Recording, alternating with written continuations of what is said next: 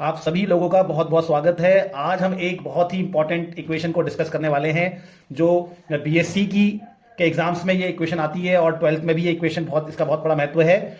और ये इक्वेशन अगर आ गई डिराइव करने के लिए भी आएगी और इसका एप्लीकेशन भी आपसे पूछेंगे। तो ये इक्वेशन है हमारी क्लॉसियस क्लैपेरॉन इक्वेशन। ये डिराइव कैसे करनी है और ये इक्वेशन असल में है क्या, इसको हम डिस्कस करने वाले हैं आज। लेकिन इसको पूरा डिस्कस करने से पहले हम कुछ बेसिक टर्मिनोलॉजी, कुछ बेसिक बातें, कुछ बेसिक चीजों को सीखेंगे। जैसे कि हम before starting this equation we will learn some basics. कुछ बेसिक चीजों को सीखेंगे तब हम फिर इस इक्वेशन में जाएंगे। तो जो बेसिक चीज मैं आपको पहले बता देना चाहता हूं इस इक्वेशन को डिराइव करने से पहले, वो बेसिक चीज क्या है, वो है वेपर प्रेशर। वेपर प्रेशर किसको बोलते हैं, पहले हम इसको समझ लेते हैं। प्यारे बच्चों, आपने क्या करना है, आपने एक बर्तन में, एक कंटेनर में आपने क्या करना है, लिक्विड लेना है। लिक्विड वाटर ले लो, आप वाटर ले लीजिए या कोई भी लिक्विड ले लीजिए। तो ये कंटेनर है जिसमें हमारा ए लिक्विड है, वाटर है, ए अपनी लिक्विड स्टेट में है, ए उसकी लिक्विड स्टेट है। ठीक है। अब जैसे जैसे क्या होता है, ये गर्मी लेता है एनवायरमेंट से, जैसे जैसे ये गर्मी लेता है वातावरण से, हीट लेता है एनवायरमेंट से, तो इसके सरफेस के पार्टिकल, इसके सतह के कण क्या हो जाते हैं, मुक्त हो जाते हैं, फ्री हो जाते हैं। मान लेते हैं ढका हुआ है, तो ये बर्तन के अंदर हमारा पानी भरा है, लिक्विड स्टेट में है। ठीक है। इसमें ये जैसे जैसे हीट ले रहा है एनवायरमेंट से, इसके सरफेस के पार्टिकल फ्री हो जाएंगे, इसके सरफेस के पार्टिकल मुक्त हो जाएंगे। फिर वो पार्टिकल क्या करेंगे, वो पार्टिकल इस बर्तन की दीवार से क्या करते हैं, टकराते हैं। जब ये कण, ये पार्टिकल जब बर्तन की दीवार से, कंटेनर के वॉल से टकराते हैं, तो उस वक्त ये प्रेशर क्रिएट करते हैं, उस वक्त ये दबाव बनाते हैं और उसी प्रेशर को हम वेपर प्रेशर कहते हैं। तो ये तो वेपर प्रेशर हो गया। तो वेपर प्रेशर क्या है, लिक्विड जब वेपर में बदलता है हीट लेके, तो जो प्रेशर वो यहां क्रिएट करता है उस प्रेशर को हम वेपर प्रेशर कहते हैं। तो बच्चों, आप जैसे जैसे टेम्परेचर बढ़ाओगे तो T1 टेम्परेचर में वेपर प्रेशर P1 हो सकता है। मान लेते हैं टेम्परेचर T1 है, तो उस टेम्परेचर में कुछ प्रेशर होगा। तो आप जैसे जैसे टेम्परेचर को बदलोगे, आप जैसे जैसे टेम्परेचर को बढ़ाओगे, वैसे वैसे ज्यादा से ज्यादा वेपर्स निकलेगी और वेपर प्रेशर भी बढ़ना शुरू हो जाएगा। वेपर प्रेशर भी बढ़ना शुरू हो जाएगा। इसका मतलब हम किसी टेम्परेचर में अगर कुछ वेपर प्रेशर है तो दूसरे टेम्परेचर में दूसरा वेपर प्रेशर होगा। इसको ध्यान में रखना। ठीक है, इसको आप याद रखिए। अब बच्चों, जो हीट लगती है, अब मैं आपको बताऊंगा अगला टर्मिनोलॉजी। तो हमने वेपर प्रेशर को समझ लिया। अगली टर्मिनोलॉजी है enthalpy of vaporization. Enthalpy of vaporization क्या है, इसको बता रहा हूं। ये भी बहुत आसान है। एंथैल्पी ऑफ वेपराइजेशन क्या है, तो ये वेपर्स बनाने के लिए, वेपर्स बनाने के लिए जो हीट हम देते हैं या जो हीट ये लेता है, उसी हीट को हम कहते हैं एंथैल्पी ऑफ वेपराइजेशन। तो जब वेपराइजेशन होता है, जब वाष्पीकरण हो रहा है, जब लिक्विड वेपर्स में कन्वर्ट हो रही है, तो वो कितनी हीट लेकर वो वेपर में बदल रहा है लिक्विड, उसी को कहते हैं एंथैल्पी ऑफ वेपराइजेशन। और थोड़ा सा अगर तरीके से बोलेंगे तो इसको बोला जाता है, यहां पे प्रेशर कांस्टेंट रहता है, याद रखना, क्योंकि हर चीज बदल रही है, लेकिन जो दबाव है, जो बाहर से जो वातावरण का दबाव है, वो कांस्टेंट रहता है। यहां पे कौन सी चीज कांस्टेंट है, बाहर जो प्रेशर है वो कांस्टेंट है। तो कांस्टेंट प्रेशर में एक मोल लिक्विड को वेपर्स में कन्वर्ट होने के लिए, फिर से कांस्टेंट प्रेशर में एक मोल लिक्विड को, एक मोल तरल पदार्थ को वाष्प में बदलने के लिए जो हीट लगती है, जो ऊष्मा लगती है, उसी को हम कहते हैं एंथैल्पी ऑफ वेपराइजेशन। तो ये एंथैल्पी ऑफ वेपराइजेशन है और हमारे लिए बहुत आसान सी चीज है। जो हीट वो लेगा, लिक्विड जो हीट लेगा टू चेंज इनटू वेपर, उसी को हम यहां एंथैल्पी ऑफ वेपराइजेशन कहेंगे। इसको डेल्टा एच वेपराइजेशन से निकालेंगे।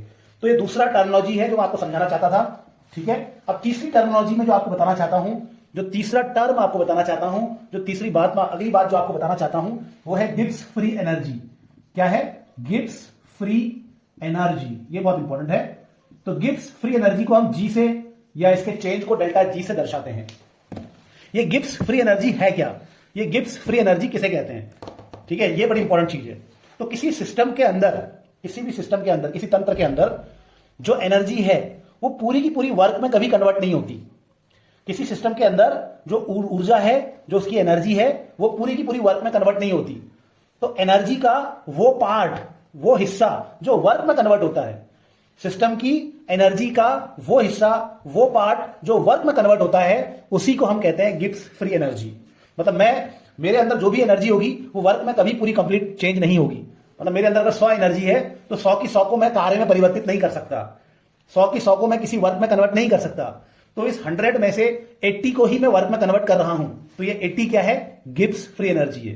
तो ये याद रखना डेफिनेशन कि किसी सिस्टम का एनर्जी का वो पार्ट, किसी सिस्टम की एनर्जी, वो एनर्जी जो मैक्सिमम वर्क में कन्वर्ट होती है, जो वर्क में कन्वर्ट होती है, उसी को गिब्स फ्री एनर्जी कहते हैं। ठीक है। अब एक बंदा जो है, एक बंदा उसकी गिब्स फ्री एनर्जी है G1। अब उसने क्या करना है? काम करना है कोई। अब उसने कोई काम करना है और काम करने के बाद उसकी गिब्स फ्री एनर्जी रहेगी G2। तो अब आप मुझे बताइए कि ये काम खुद से कब होगा? ये काम खुद से कब होगा? ये काम खुद से तब होगा जब उसकी प्रारंभिक गिब्स फ्री एनर्जी ज्यादा हो। अगर भैया आप में ताकत ही नहीं होगी तो आप काम करोगे ही नहीं, आप काम करोगे ही नहीं। अगर आप पहले से ही थके हुए होगे तो आप काम नहीं कर पाओगे। तो आपकी इनिशियल गिब्स फ्री एनर्जी क्या होनी चाहिए? ज्यादा होनी चाहिए। और फाइनल गिब्स फ्री एनर्जी क्या होनी चाहिए? कम होनी चाहिए। तब जाकर कोई भी प्रक्रिया खुद से होती है। तो ये काम तब कर पाएगा, ये व्यक्ति काम तब कर पाएगा, या ये सिस्टम काम तब करेगा जब इसके पास स्टार्टिंग में अच्छी खासी गिब्स फ्री एनर्जी हो, और काम करने के बाद इसकी गिब्स फ्री एनर्जी क्या हो जानी चाहिए? कम हो जानी चाहिए। तो ये बात समझना, इस बात को समझना जो बात मैं आपको बता रहा हूं कि बच्चों, अगर कोई चीज खुद से हो रही है, कोई चीज स्वतः हो रही है, खुद से होने वाली चीजों को, खुद से होने वाली प्रक्रिया को हम स्पॉन्टेनियस कहते हैं। स्पॉन्टेनियस, खुद से होना, स्वयं से होना। तो अगर कोई खुद से हो रही है कोई प्रक्रिया तो उसमें गिब्स फ्री एनर्जी घटती है, उसमें गिब्स फ्री एनर्जी घटती है। फाइनल गिब्स फ्री एनर्जी हमेशा कम होती है और इनिशियल गिब्स फ्री एनर्जी ज्यादा होती है, क्योंकि जब इनिशियल एनर्जी ज्यादा होगी तभी तो कोई काम होगा ना, और तभी वो प्रक्रिया स्वतः होगी।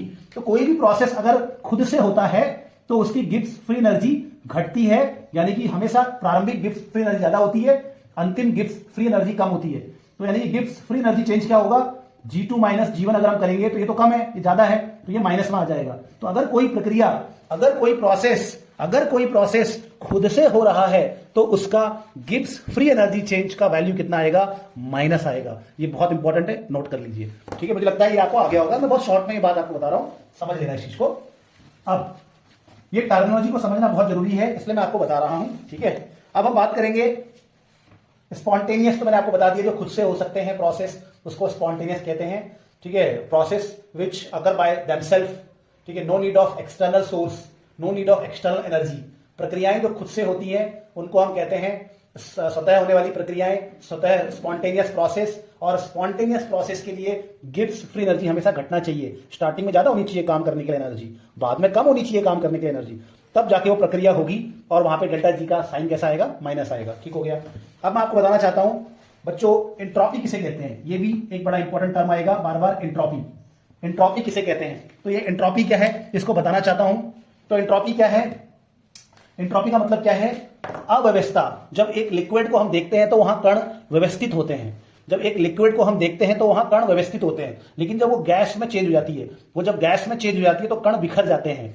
जब हम एक लिक्विड को देखते हैं तो वहां पार्टिकल्स बिल्कुल ऑर्डर में होते हैं, बिल्कुल एकदम सिस्टम से लगे होते हैं, लेकिन जब वो गैस में कन्वर्ट हो जाती है, जब वो गैस में कन्वर्ट हो जाती है तो पार्टिकल्स बिखर जाते हैं, वो फैल जाते हैं, और वहां पर जो ऑर्डर है वो बिगड़ जाता है। तो ये जो ऑर्डर है, ये जो ऑर्डर है या जो बिखरना है, कितना बिखर गया, इसको दर्शाता है एंट्रोपी।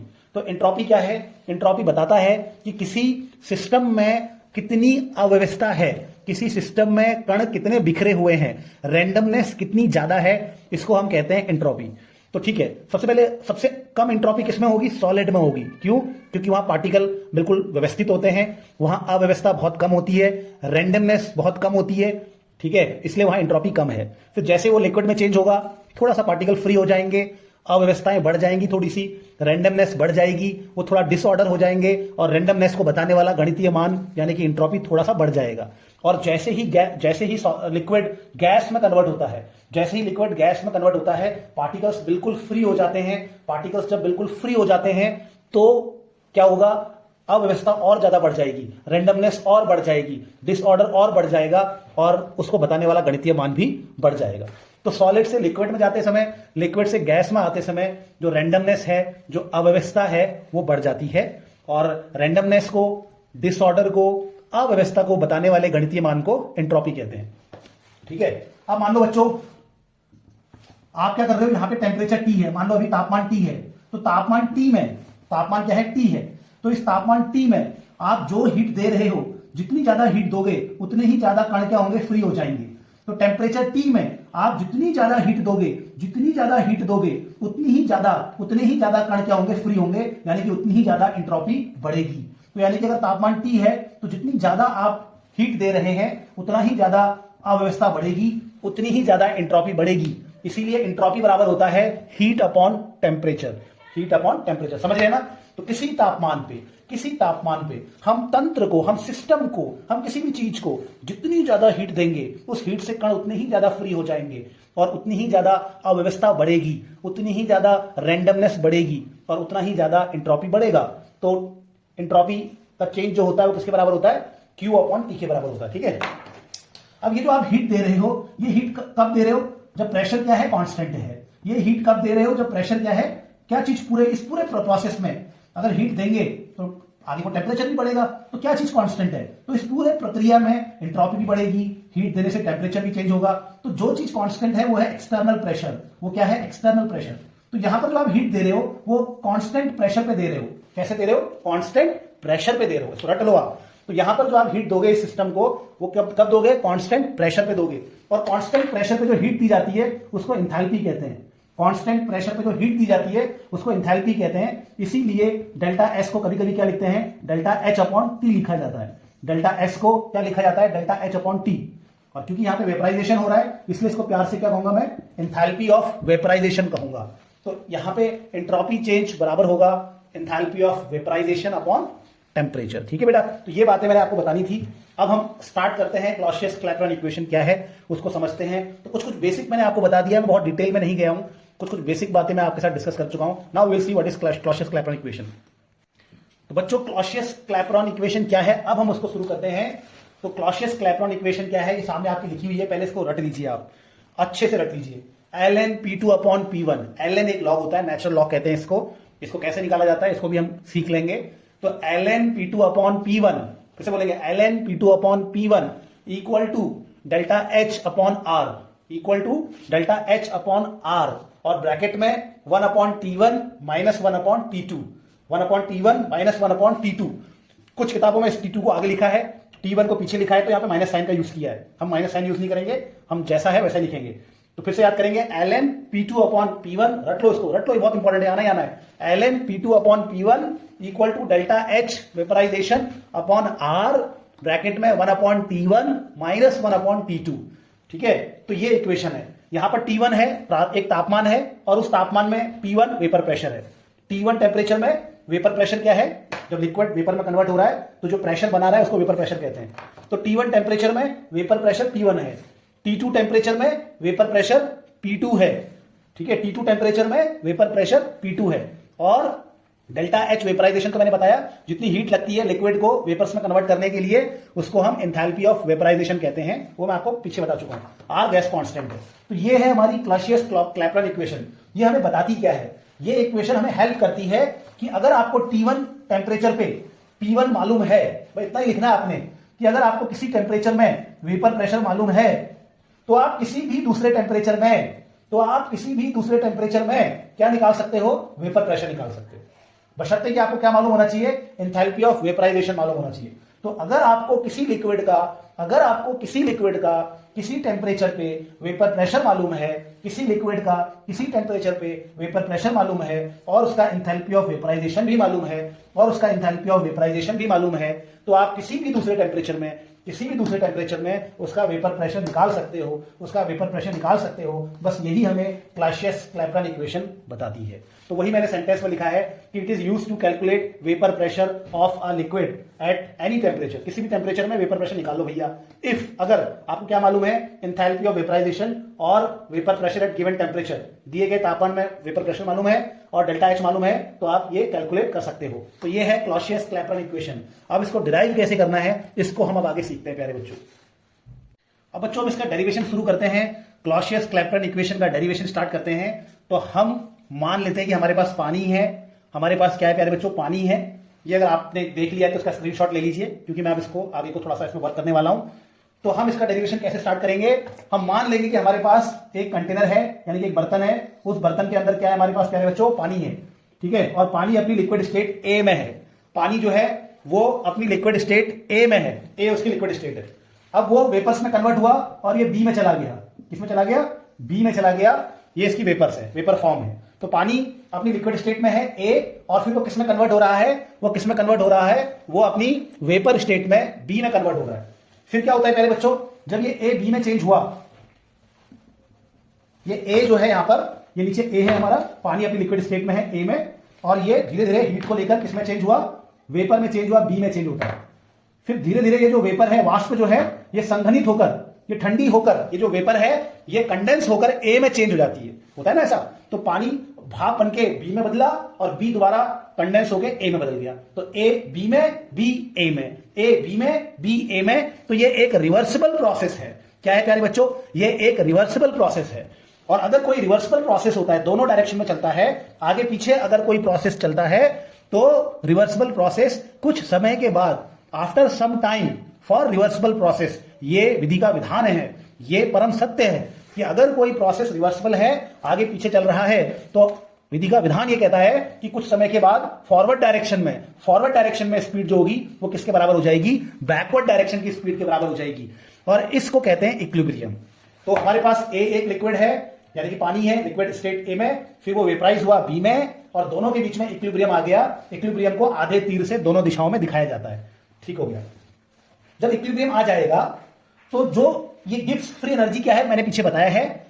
ठीक है, गिब्स फ्री एनर्जी किसे बोलते हैं मैंने पीछे बता रखा है, लेकिन फिर से अभी शॉर्ट में आपको बता देता हूं कि किसी रिएक्शन को किसी दिशा में ले जाने के लिए जो बल लगता है उसको गिब्स फ्री एनर्जी कहते हैं। ऐसे याद कर लो कि किसी रिएक्शन को किसी दिशा में ले जाना है तो उसको जो बल लगेगा, जो ताकत लगेगी, उसी को गिब्स फ्री एनर्जी कहते हैं, क्योंकि वही तो बाद में कार्य बदलेगा। तो ये रिएक्शन जो फॉरवर्ड डायरेक्शन में चल रही है, इसको फॉरवर्ड डायरेक्शन में बनाए रखने के लिए जो ऊर्जा चाहिए वो है Ga, जो बल चाहिए वो है Ga। और बैकवर्ड डायरेक्शन में, पीछे की तरफ, इस रिएक्शन को चलाने के लिए जो ईश्वर ने ऊर्जा लगाई है, जो तंत्र ने ऊर्जा लगाई है, जो एनर्जी लगाई है, जो बल लगाया है, वो है Gb। ठीक है, तो फॉरवर्ड डायरेक्शन के लिए जो एनर्जी लग रही है रिएक्शन को आगे ले जाने के लिए, जो वर्क लग रहा है, जो एनर्जी लग रही है, वो Ga है। और बैकवर्ड डायरेक्शन के लिए, पीछे की ओर लाने के लिए जो एनर्जी लग रही है, जो बल लग रहा है, वो है Gb। अब क्योंकि ये दोनों रिएक्शन की स्पीड बराबर है, इसलिए दोनों बल भी क्या होंगे? एक दूसरे के। ये दोनों फोर्स भी क्या होंगे? एक दूसरे के। ये दोनों वर्क भी क्या होंगे? एक दूसरे के बराबर होंगे। तो इसलिए मैं लिख रहा हूं Ga किसके बराबर है? Gb के बराबर है। तो क्या होता है, किस रिएक्शन को किसी एक डायरेक्शन में ले जाने के लिए जो एनर्जी लगती है, उसी एनर्जी को हम क्या कह रहे हैं? गिब्स फ्री एनर्जी कह रहे हैं। और बैकवर्ड डायरेक्शन के लिए जो एनर्जी लगेगी उसको गिब्स फ्री एनर्जी Gb कहेंगे, क्योंकि दोनों डायरेक्शन में रिएक्शन की स्पीड सेम हो गई है। इसका मतलब दोनों डायरेक्शन में क्या सेम हो गया है? ये बल, ये फोर्स, ये एनर्जी, ये वर्क दोनों डायरेक्शन में सेम हो गया है। तो Ga किसके बराबर हो जाएगा? Gb के बराबर हो जाएगा। ठीक है, तो इसको हम नोट कर लेंगे यहां तक। अब हम आगे बढ़ते हैं बच्चों।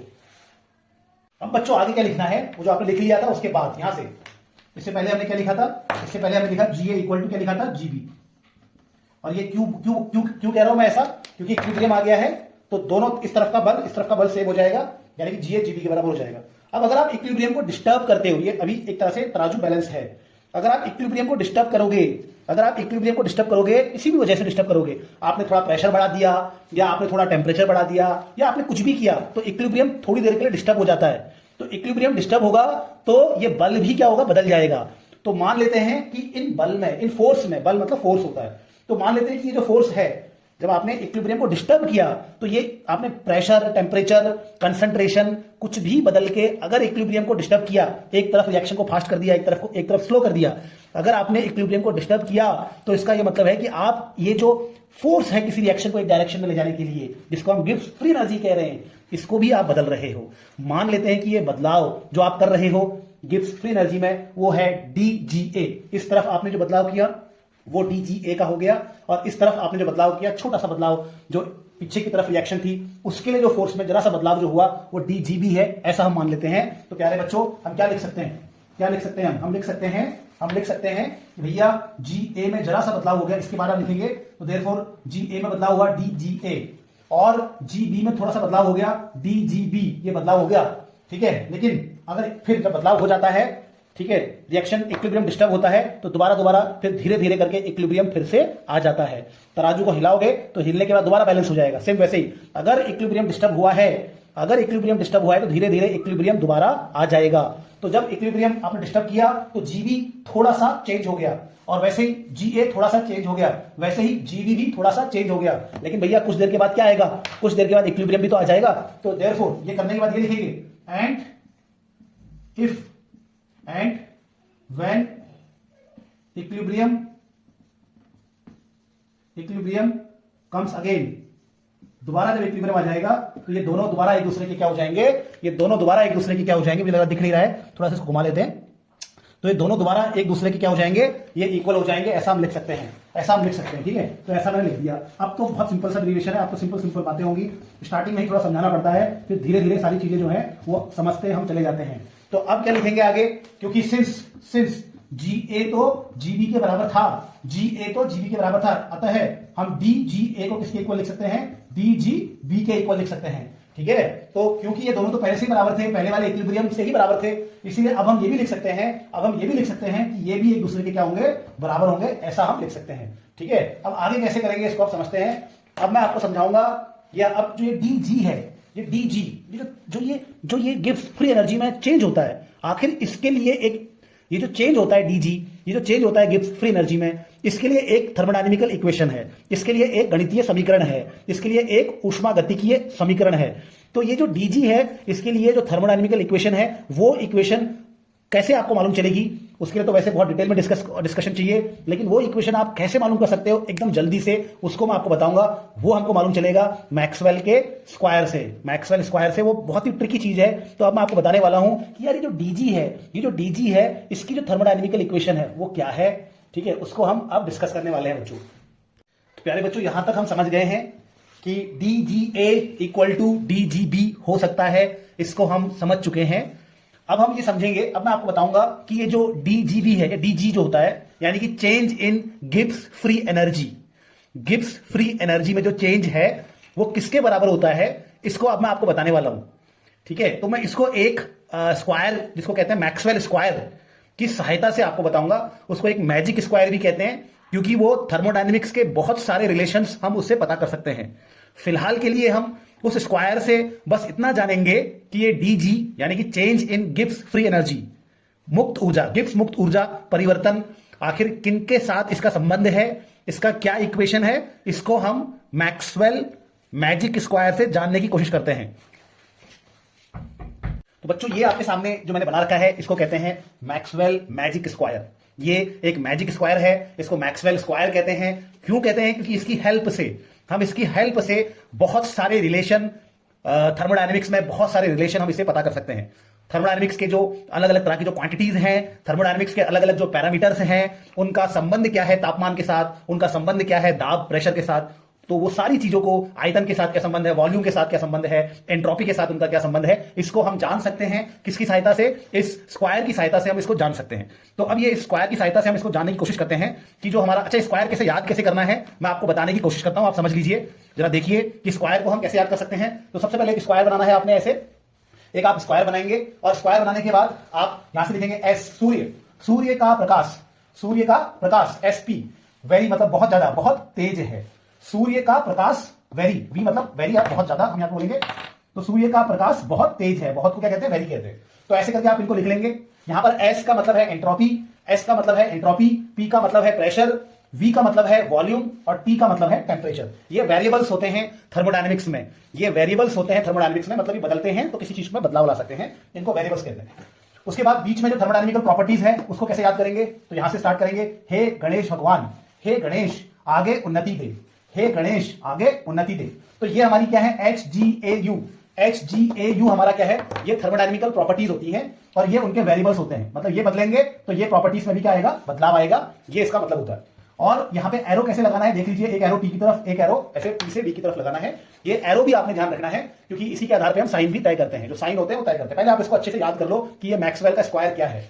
अब इस मैक्सवेल के स्क्वायर से हम DG निकाल सकते हैं, या कुछ भी निकाल सकते हो, DG निकाल सकते हो, DH निकाल सकते हो, DA निकाल सकते हो, DU निकाल सकते हो। इस मैक्सवेल के स्क्वायर से आप कुछ भी फाइंड आउट कर सकते हो। तो हम इस मैक्सवेल के स्क्वायर से हम क्या करेंगे, DG कितना होता है वो फाइंड आउट करेंगे।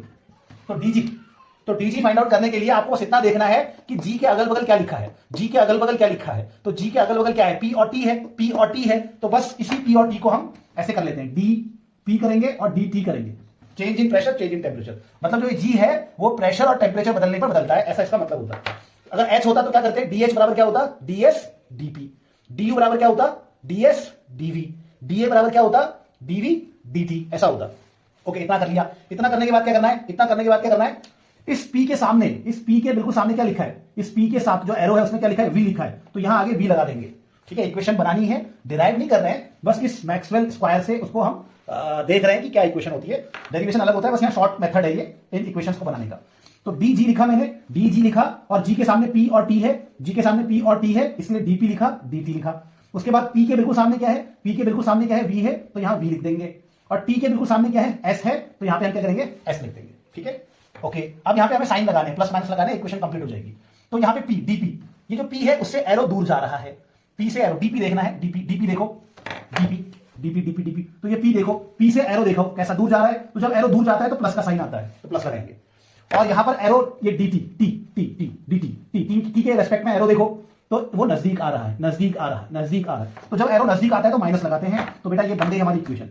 तो ये हमारी जो है डीजी की इक्वेशन है, ये हमारी change in Gibbs free energy की क्या है, इक्वेशन है। इस इक्वेशन को आप डायरेक्टली रट सकते हो, ऐसा बनाने की जरूरत नहीं है, लेकिन मैं रटता नहीं हूं। अगर आप उसको रटना नहीं चाहते हो तो इस मैक्सवेल से बना सकते हो। इसी प्रकार से आप डीएच का भी रिलेशन निकाल सकते हो, इसी प्रकार से डीयू का भी कहीं जरूरत पड़ेगी तो रिलेशन निकाल सकते हो, और डीए का भी रिलेशन निकाल सकते हो। कैसे निकाला रिलेशन, सबसे पहले मुझे डीजी पता करना है, change in Gibbs free energy पता करना है, तो इसके सामने पी और टी है, तो change in pressure, change in temperature लिखना है। फिर प्रेशर के सामने वी है तो आगे वी लिखना है, टेम्परेचर के सामने एस है तो आगे एस लिखना है, इनका चेंज नहीं लिखना। हाँ, उसके बाद अगर एरो दूर जा रहा है तो प्लस और टी के नजदीक आ रहा है तो माइनस, तो ये हमने यहां पे क्या कर दिया, रिलेशन बना दिया। तो ये रिलेशन आप डायरेक्टली बाय हार्ट भी कर सकते हैं, आप इसको अच्छे से बच्चों रट भी सकते हैं, नो प्रॉब्लम। आप इसको याद जैसे करना है वैसे कर लेना, ऐसे भी कर सकते हैं। एग्जाम में लिखना नहीं है इतना डिटेल में, आपने लिखना है, इसके बाद आप लिखेंगे सिंस, सिंस, सिंस डीजी ऐसे होता है, इसीलिए हम क्या कर सकते हैं, आप क्या करेंगे, इसको मिटा देता हूं बच्चों,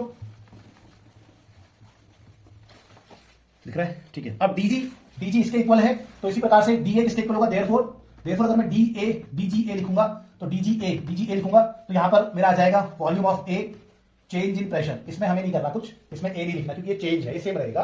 ठीक है, यहां भी सेम रहेगा। ओके, फिर minus S, entropy of A, S मतलब entropy of A and D T, तो यहां पे हमें ए लगा देना है। इसी प्रकार से सिमिलरली इसी प्रकार से सिमिलरली, इसको मैं ऐसा करता हूं, ब्लैक से करता हूं अब, सिमिलरली इसी प्रकार से बच्चों डी जी बी किसके इक्वल होगा, तो सेम यही लिखोगे आप, यहां पे ए लिखा है वहां पर क्या लिख दोगे आप, बी लिख दोगे, डी बी। अच्छा, इस इक्वेशन को आप इक्वेशन 1 मान लो, अगर अभी तक हमने कोई इक्वेशन नहीं मानी तो उसको इक्वेशन 1 मान लेते हैं। तो वैसे यहाँ पे अगर हम इक्वेशन ये बी के हिसाब से देखेंगे तो ये इक्वेशन कैसी बन जाएगी, B B minus S B d T ऐसी बन जाएगी। ठीक है, इसको मिटा दो, इसका जरूरत नहीं है इसकी। अब बच्चों ये दोनों क्या है, एक दूसरे के बराबर हैं, कहां से आया ये, फ्रॉम इक्वेशन 1। तो फ्रॉम इक्वेशन 1 में दोनों क्या हैं, एक दूसरे के बराबर हैं, तो ये भी एक दूसरे के बराबर होंगे। V A d P minus S A d T equal to क्या लिखेंगे हम, इसको लिखेंगे V B d P minus S B d T. तो ये दोनों इक्वल है, तो ये दोनों भी क्या होंगे, इक्वल होंगे, ऐसा कर देंगे। ऐसा करने के बाद वी वाले को वी के साथ ले आओ, एस वाले को एस के साथ ले आओ। ठीक है, तो ये वी है यहाँ पर भी वी है, इसको एक साथ लेके आते हैं, तो वी ए डी पी, ये जब इस तरफ आएगा प्यारे बच्चों तो इसका साइन चेंज हो जाएगा, क्या हो जाएगा, minus V B d P ऐसा हो जाएगा। इसको इस तरफ लेके चले जाओ तो ये साइन चेंज हो जाएगा, प्लस हो जाएगा, तो S A d T minus S B d T. अब आप जानते हो आगे क्या करना होगा, आगे ये डीपी डीपी डी टी क्या करेंगे, हम कॉमन ले लेंगे और फिर आगे को हम सॉल्व करना शुरू कर देंगे। तो मिटा देता हूं इसको, मिटा दो इसको, ठीक है, नोट कर लीजिए।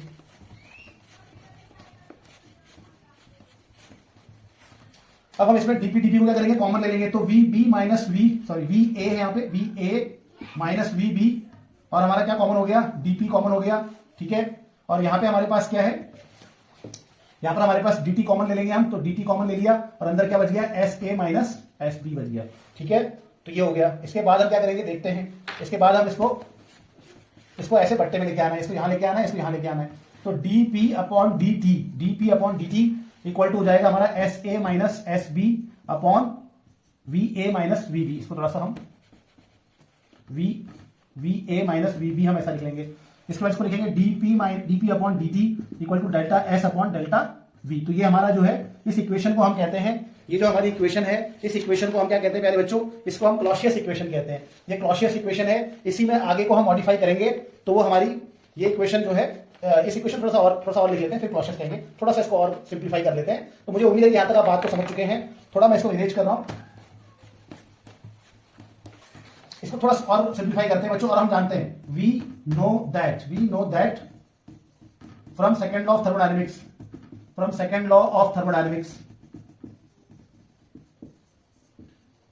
ठीक है, सेकेंड लॉ ऑफ थर्मोडायनेमिक्स के हिसाब से उस लॉ पे हम नहीं जा रहे हैं, लेकिन हम जानते हैं कि एंट्रोपी क्या होती है। किसी टेम्परेचर पे जितनी आप हीट दोगे वो हीट किसमें चेंज हो जाती है, एंट्रोपी में। क्योंकि किसी टेम्परेचर में जितनी आपने हीट दी उससे कण क्या हो जाएंगे, फ्री हो जाएंगे। किसी टेम्परेचर पे आपने जो हीट बाहर से सप्लाई की, वो हीट जितनी ज्यादा होगी उतने ज्यादा कण क्या हो जाएंगे, कण फ्री हो जाएंगे, पार्टिकल्स फ्री हो जाएंगे, पदार्थ सब्सटेंस ब्रेक हो जाएगा, पार्टिकल्स फ्री हो जाएंगे, रैंडमनेस बढ़ जाएगी, डिसऑर्डर बढ़ जाएगा, यानी कि एंट्रोपी बढ़ जाएगी। तो किसी टेम्परेचर पे जो हीट हम देते हैं उतनी ही ज्यादा हमारी एंट्रोपी क्या है, बढ़ जाती है, एंट्रोपी में परिवर्तन आता है। तो एंट्रोपी चेंज इक्वल टू क्या होता है, एंट्रोपी चेंज इक्वल टू क्या होता है, heat upon temperature. Entropy change equal to क्या होता है, हीट अपॉन टेम्परेचर। और कोई भी हीट जो हम दे रहे होते हैं प्यारे बच्चों, वो ज्यादातर कांस्टेंट प्रेशर में दे रहे होते हैं। कोई भी प्रोसेस जो हम कर रहे होते हैं वो बाहर एटमॉस्फेरिक प्रेशर में कर रहे होते हैं। कोई भी प्रोसेस जो हम कर रहे हैं, कोई भी प्रक्रिया जो हम कर रहे हैं, वो बाहर एटमॉस्फेरिक प्रेशर की प्रेजेंस में कर रहे हैं, और एटमॉस्फेरिक प्रेशर हमेशा कांस्टेंट रहता है। तो हम कहेंगे जो हीट हम दे रहे हैं, जो ऊष्मा हम दे रहे हैं, जो हीट हम दे रहे हैं, वो कांस्टेंट प्रेशर में दे रहे हैं। और कांस्टेंट प्रेशर में जो हीट देते हैं प्यारे बच्चों, कांस्टेंट प्रेशर में जो हीट देते हैं, कांस्टेंट प्रेशर में जो हीट आप देते हो उसको हम कभी कभी क्या कहते हैं, कभी कभी क्या हमेशा, उसको हम एंथैल्पी कहते हैं या एंथैल्पी चेंज कहते हैं। ठीक है, तो कांस्टेंट प्रेशर में जो हीट देते हो, कांस्टेंट प्रेशर में जो हीट देते हो, उसी का दूसरा नाम क्या है, उसी का दूसरा नाम क्या है, एंथैल्पी चेंज है। उसी को हम एंथैल्पी चेंज कहते हैं। ठीक है, तो ये बात समझ में आ गई होगी आपको कि किसी तापमान पे जो हम हीट देते हैं, उस हीट से पदार्थ उतना ही टूट जाता है, उसकी उतनी ही एंट्रोपी बढ़ जाती है। तो गिवन टेम्परेचर में हीट जो है वो एंट्रोपी के बराबर होती है। ठीक हो गया। और यहां पे अगली बात क्या समझनी है, जो हीट हम दे रहे होंगे वो वायुमंडलीय दाब पे दे रहे होंगे, यानी कि यहां दाब निश्चित है, यहां प्रेशर कांस्टेंट है, और कांस्टेंट प्रेशर में जो भी हीट देते हैं उसी को एंथैल्पी चेंज कहते हैं। इसलिए इसको हम एंथैल्पी चेंज लिख रहे हैं, क्योंकि हमारी इस जो हम कर रहे हैं अभी तक काम जो कर रहे हैं उसमें वेपराइजेशन हो रहा है, उसमें लिक्विड वेपर्स में कन्वर्ट हो रहा है, इसीलिए इस एंथैल्पी को हम एंथैल्पी ऑफ वेपराइजेशन भी कहते हैं। ठीक है, तो अब क्या है, we know that from second of thermodynamics, ऐसा लिख दिया। देयरफॉर ये जो हमने इक्वेशन बनाई थी अभी पीछे, यहां पे हम डेल्टा एस की जगह पे क्या लिखेंगे, हम डेल्टा एस की जगह पे ये नोट कर सकते हैं, देयरफॉर इसको आप इक्वेशन 2 मान लो। देयरफॉर इक्वेशन 2 बिकम, इक्वेशन 2 क्या बन जाएगी, इक्वेशन 2 क्या बन जाएगी, dp upon dt equal to क्या बन जाएगा, डेल्टा एस किसके इक्वल है, डेल्टा एच अपॉन टी के इक्वल है। और यहाँ पे ऑलरेडी क्या लिखा हुआ है, डेल्टा वी लिखा हुआ है। ठीक है, यहाँ पे हम वेपराइजेशन बार बार नहीं लिखेंगे, क्योंकि हम जरूरी नहीं है कि चीज लिक्विड ही वेपर में कन्वर्ट हो रहा हो सकता है कि ठोस गल रहा हो, ऐसा भी तो हो सकता है। तो इसलिए हम अगर वेपराइजेशन हो रहा है, लिक्विड अगर वेपर में चेंज हो रहा है, तब तो एंथैल्पी ऑफ वेपराइजेशन बोलते हैं। अगर ठोस गल रहा है कहीं पे, अगर कोई सॉलिड गल रहा है, तो उसको एंथैल्पी ऑफ फ्यूजन कहा जाता है। तो यहाँ पे मैं अभी डेल्टा एच ही लिख लेता हूँ, नो प्रॉब्लम। अगर आप इसको वेपराइजेशन मान के चलेंगे, जैसा कि हमने इस डेरिवेशन में माना है, तो एंथैल्पी ऑफ वेपराइजेशन लिखा जाएगा, कोई दिक्कत नहीं। ये वाली इक्वेशन को कहते हैं Clausius equation. This equation is known as Clausius. तो नीचे लिखो, the above equation is known as Clausius equation. लिखो, the above equation is known as Clausius equation. अब इसमें थोड़ा सा मॉडिफिकेशन करता है, जो आपका दूसरा वैज्ञानिक है वो इसमें मॉडिफिकेशन करता है, और फिर बन जाती है क्लॉसियस क्लैपेरॉन इक्वेशन। तो क्लैपेरॉन जो है इसमें मॉडिफिकेशन करेगा। वो क्या है मॉडिफिकेशन, उसको देखते हैं। अब बच्चों हमने क्या लिखा, हमने लिखा डीपी अपॉन dt। आ रहा है, ये पूरा फ्रेम आ रहा है, ओके। इसमें लिखेंगे हम द अबव इक्वेशन, लिखते रहेंगे the above equation for vaporization is. इस इक्वेशन को अगर हम लिक्विड से गैस के केस में ही देखें, केवल लिक्विड से गैस के केस में देखें, तो इस इक्वेशन को हम लिख सकते हैं delta P upon delta dp upon dt equal to delta H upon T. Volume क्या होता है, वॉल्यूम ऑफ लिक्विड, मतलब क्या क्या बना यहाँ पे, गैस बनी ना, मतलब हमारा जो लिक्विड है वो किसमें चेंज हुआ, गैस में चेंज हुआ। तो फाइनल वॉल्यूम क्या है, वॉल्यूम ऑफ, फाइनल वॉल्यूम क्या है, volume of gas, volume of क्या लिखेंगे हम, वेपर या gas minus volume of liquid. ठीक है, हमारा जो पदार्थ था वो किसमें था, लिक्विड स्टेट में था, पानी लिक्विड स्टेट में था, फिर वो किसमें चेंज हो गया, गैस स्टेट में चेंज हो गया। तो यहाँ इनिशियल क्या है, इनिशियल वॉल्यूम हमारा लिक्विड का है, फाइनल वॉल्यूम किसका है, गैस का है। तो final volume minus initial volume, delta we का मतलब क्या है, final volume minus initial volume. Final volume किसका है, गैस का, और इनिशियल वॉल्यूम किसका है, लिक्विड का। तो ऐसे लिख लेंगे। तो बच्चों अगर हम वॉल्यूम देखें तो गैस बहुत ज्यादा फैलती है, बहुत ज्यादा वॉल्यूम ऑक्यूपाई करती है। तो अगर हम वॉल्यूम के हिसाब से देखेंगे तो हम लिख सकते हैं सिंस वॉल्यूम ऑफ गैस हमेशा बहुत ज्यादा होता है किससे, वॉल्यूम ऑफ लिक्विड से। ठीक है, अगर मैं पानी को भाप बना के उड़ा दूं तो वो भाप बहुत बड़ी वॉल्यूम को ऑक्यूपाई कर लेगी और वो वॉल्यूम इतना ज्यादा होगा कि पानी का वॉल्यूम नगण्य हो जाएगा, नेग्लिजिबल हो जाएगा। तो गैस का वॉल्यूम बहुत ज्यादा होता है लिक्विड के वॉल्यूम से, इसीलिए हम देयरफॉर हम वी लिक्विड को क्या करते हैं, हम वी लिक्विड को इग्नोर कर सकते हैं, कैन बी इग्नोर्ड, इसको हम इग्नोर कर सकते हैं। ठीक है, इसको इग्नोर कर सकते हैं और ऊपर वाली इक्वेशन बन जाएगी dp upon dt equal to क्या बन जाएगा प्यारे बच्चों, delta H upon T V volume of gas, ऐसा बन जाएगा। ठीक है, तो ये यहाँ पे हमारा इक्वेशन यहाँ तक पहुंच गई। अब हम आगे देखेंगे, मैं इसको मिटाता हूं। ठीक है प्यारे बच्चों, ओके, तो यहां तक हमने लिख दिया था। अब हम जो वॉल्यूम है गैस का उसको कैसे निकाल सकते हैं, तो गैस का जो वॉल्यूम है उसको हम निकालते हैं आइडियल गैस इक्वेशन से। यहां तक आप पहुंच चुके थे, आप लिखेंगे फ्रॉम आइडियल गैस इक्वेशन, ठीक है। आइडियल गैस इक्वेशन क्या कहती है बच्चों, PV equal to N R T, तो हम लिख सकते हैं V equal to N R T upon P, ऐसा हम लिख सकते हैं। तो यहां पर हम क्या करेंगे, इसको यहां पुट कर देंगे। अच्छा ठीक है, अगर फॉर 1 मोल 1 मोल ले लेते हैं तो n बराबर 1 करने पर हमारा v इक्वल टू क्या होगा, आर टी अपॉन पी, तो आर टी अपॉन पी यहाँ पे हम लिखेंगे। ठीक है, तो ये हमारी इक्वेशन 2 थी, इक्वेशन 3 मान लेते हैं। तो ये जो हमने अभी इक्वेशन बनाई इसको इक्वेशन 3 मान लेते हैं और हम इस इक्वेशन 3 में वॉल्यूम का वैल्यू क्या लिख सकते हैं, आर टी अपॉन पी लिख सकते हैं। कि गैस का वॉल्यूम कैसे निकलता है, गैस का वॉल्यूम आइडियल गैस इक्वेशन से निकल सकता है आर टी अपॉन पी। तो ये बन जाएगा हमारा DP upon D T equal to delta H upon क्या निकल गया, T R T upon B निकल गया, ऐसा हमारा आ गया। ठीक है, sorry R T upon P आ गया। ठीक है, तो वॉल्यूम ऑफ गैस की जगह पे आर टी अपॉन पी रख दिया। अब ये पी हमारा ऊपर चला जाएगा तो क्या बचेगा, dp upon D T equal to क्या हो गया पहले बच्चों, पी हमारा ऊपर चला गया, डेल्टा एच अपॉन 2 बार टी हो गया तो टी स्क्वायर हो गया, तो ये बन गया हमारा। ठीक है, अब हम आगे क्या करेंगे, मैं इस तरफ मिटा रहा हूं, फिर हम आगे बढ़ते हैं। अब क्या करेंगे पहले बच्चों, इसको रीअरेंज कर लेंगे, इस इक्वेशन को यहां से मैं आगे उधर चलना है ऊपर, तो रीअरेंज द अबव इक्वेशन, इस इक्वेशन को रीअरेंज करेंगे, पी के नीचे पी लेके आएंगे, टी के साथ टी लेके आएंगे, तो ये पी के साथ पी आ जाएगा, ये टी को हम ऊपर भेज देंगे। तो ये हमारी इक्वेशन कैसी बन जाएगी, dp upon P equal to क्या बन जाएगा हमारा, डीपी अपॉन डी टी बन जाएगा, डेल्टा एच को मैं आगे लिख रहा हूं कोई दिक्कत नहीं है, अपॉन आर टी स्क्वायर, ऐसा बन जाएगा। ठीक है, अब क्या करना है, अब ये हमारे क्या है, माइन्यूट चेंजेस हैं, छोटे छोटे चेंजेस हैं। थोड़ा मैं इसको डेल्टा एच को और अच्छे से बेहतर तरीके से लिख लेता हूँ। तो हमने डेल्टा एच को थोड़ा आगे लिखा, डेल्टा एच हो गया हमारा, and then it is d T.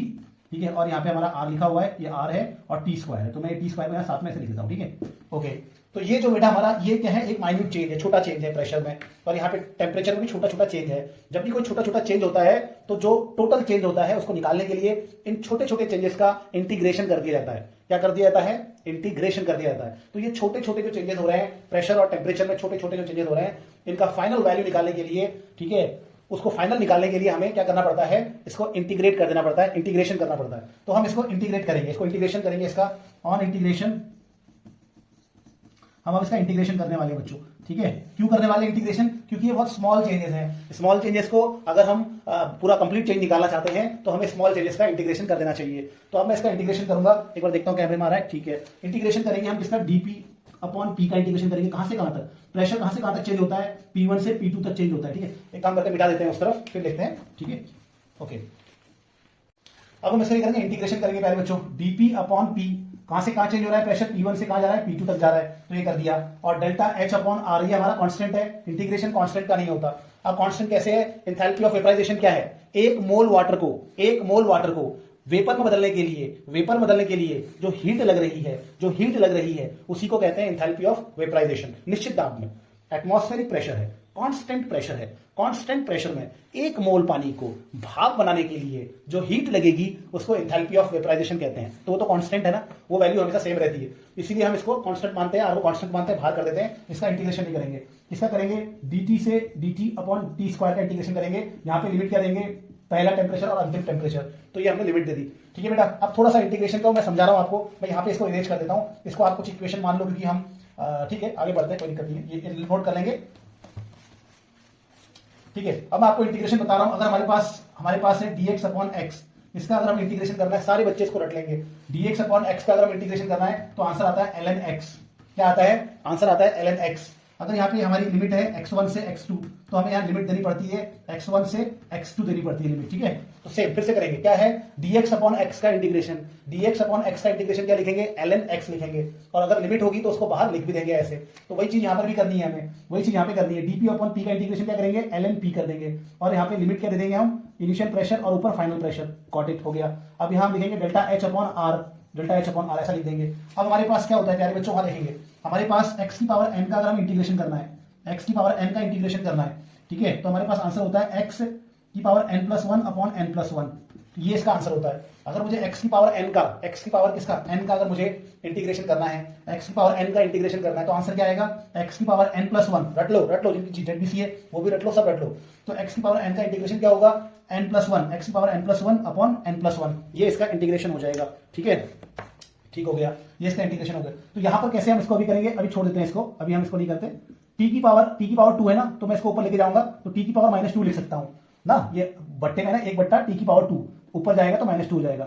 अब देखो ये और ये चीज मिल रही है ना, ये x की पावर n हो गया, x की पावर n, तो क्या हो जाएगा, और जो भी लिमिट होगी, लिमिट को यहां लगा दिया जाता है, लिमिट को यहां पे लिख देते हैं। अगर यहाँ x1 से x2 तक जा रहे हैं तो लिमिट यहाँ x1 से x2 हो जाएगी। तो बस यही वाला फॉर्मूला इस पे अप्लाई करना है, यही वाला फॉर्मूला इस पे अप्लाई करना है, ठीक है, समझ गए। x की पावर n का फॉर्मूला क्या है, x की power n plus one upon n plus one, और अगर लिमिट दी है तो लिमिट को ब्रैकेट में बाहर लिख देंगे।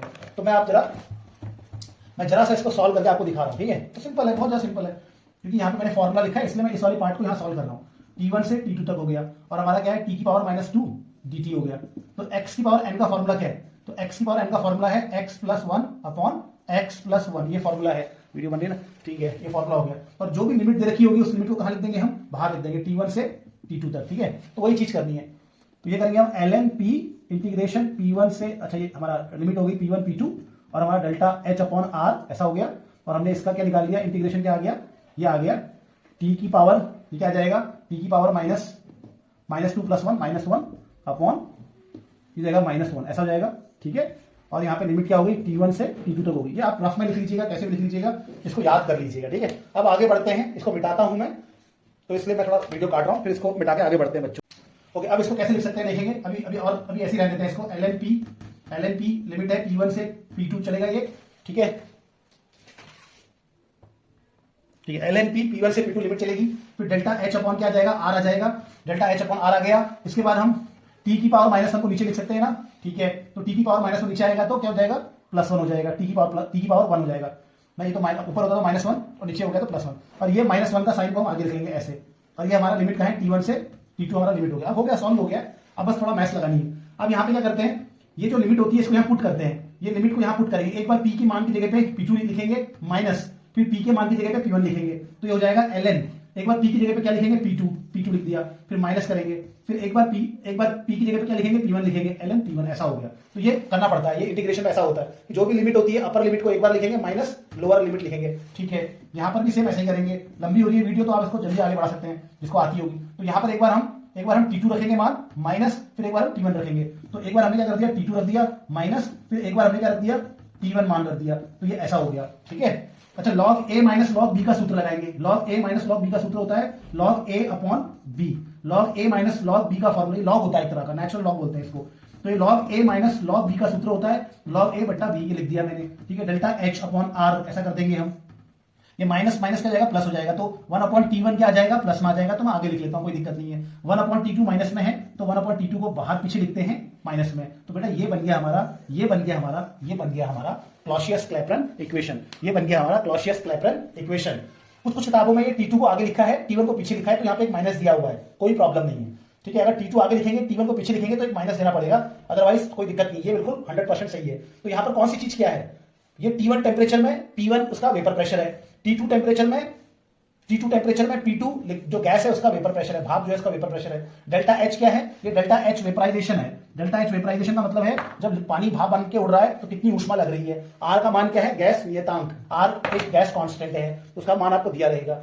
ये हमारी इक्वेशन है क्लॉसियस-क्लैपेरन इक्वेशन। इसका क्या महत्व है, इसका महत्व ये है कि अगर आपको T1 टेम्परेचर में P1 मालूम है, T1 किसी टेम्परेचर में अगर आपको वेपर प्रेशर मालूम है, किसी टेम्परेचर में अगर आपको वेपर प्रेशर मालूम है, और अगर आपको एंथैल्पी ऑफ वेपराइजेशन दिया है, एंथैल्पी ऑफ वेपराइजेशन भी मालूम है, तो आप किसी भी दूसरे टेम्परेचर में गैस का वेपर प्रेशर कैलकुलेट कर सकते हो। बस जैसा आपकी इक्वेशन है वैसा ही आपने आंसर लिखना है। कि कोई पूछेगा what is Clausius Clapeyron equation, तो ये है क्लॉसियस क्लैपेरॉन इक्वेशन। उम्मीद है कि आपको समझ में आ रही होंगी बातें।